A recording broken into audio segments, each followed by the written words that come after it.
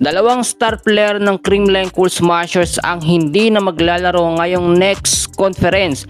Aalamin natin ang mga dahilan at ang magiging epekto nito sa CCS team. Pero bago yan, please huwag niyong kakalimutan na mag-like and subscribe po bilang pagsuporta. Maraming salamat. So alam naman natin mga kaibigan, kapag panibagong conference na ang nalalapit, may mga pagbabago na nangyayari. Meron pong switching o merong mga palitan ng mga player, meron pong nagbibigay ng malalaking offer, pero iba ang mangyayari ngayong conference o next conference dito sa Creamline Cool Smashers. Nagbigay na po kasi ng pahiwatig ang dalawang star player ng Creamline Cool Smashers sa kanilang hindi na paglalaro at pagre-retiro na sa Creamline Cool Smashers. So unahin na muna natin ito pong si Michelle Gumabaw.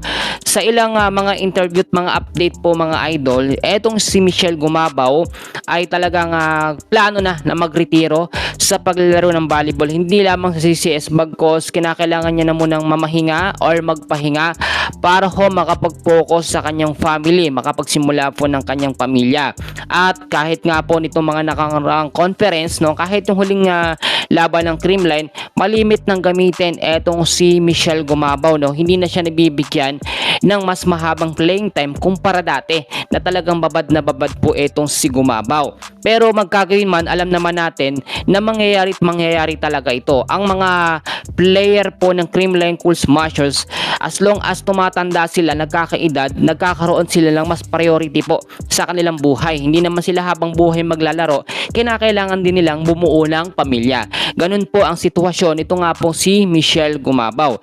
And then, ito naman pong si Alyssa Valdez na pag-uusapan ngayon ang kanya ding nalalapit na pagre-retiro. Sa isang post nga po ay sinabi ni Alyssa Valdez na hindi naman talaga siya habang buhay maglalaro po ng volleyball. Do talagang love na love niya ho ang paglalaro ng volleyball, especially dito sa Creamline Cool Smashers. Hindi po yun mag-i-stay forever o masyadong matagal. Nagkakaedad na rin po si Alyssa Valdez at madalas is napoprone ito sa injury. And then last game ng CCS, last conference, hindi rin masyadong ginamit si Alyssa Valdez. Alam naman natin may iba pang magiging gagawin, no, etong si Alyssa Valdez bukod sa paglalaro. Pwede ho kasi siya maging captain ng Creamline Cool Smashers. Pwedeng ganun ang mangyari kung sakaling magretiro siya sa paglalaro, no, bilang player. Pwede siya maging captain, pero ay na rin sa pinost po ni Alyssa Valdez, mas gusto muna nito, no, na makapagpahinga sa paglalaro. Pero syempre aalamin din natin yung mga pwedeng maging epekto nito sa Creamline Cool Smashers. Yung mga post po na naglalabasan ngayon sa social media, nakakalungkot talaga. Dahil kung kailan nga po bumalik si Gia Morado de Guzman sa Creamline Cool Smashers, saka naman nag-aalisan or magre-retiro ang mga star player. Nakikita kasi ni Michelle Gumabaw at ni Alyssa Valdez na kayang-kaya naman ng CCS team kahit wala ho sila. Pero syempre masakit ito para kay Gia Morado de Guzman. Matagal niyang hinintay ang pagkakataong makabalik sa CCS at muli nagkampiyon sila, tapos ganito pa po ang mangyayari.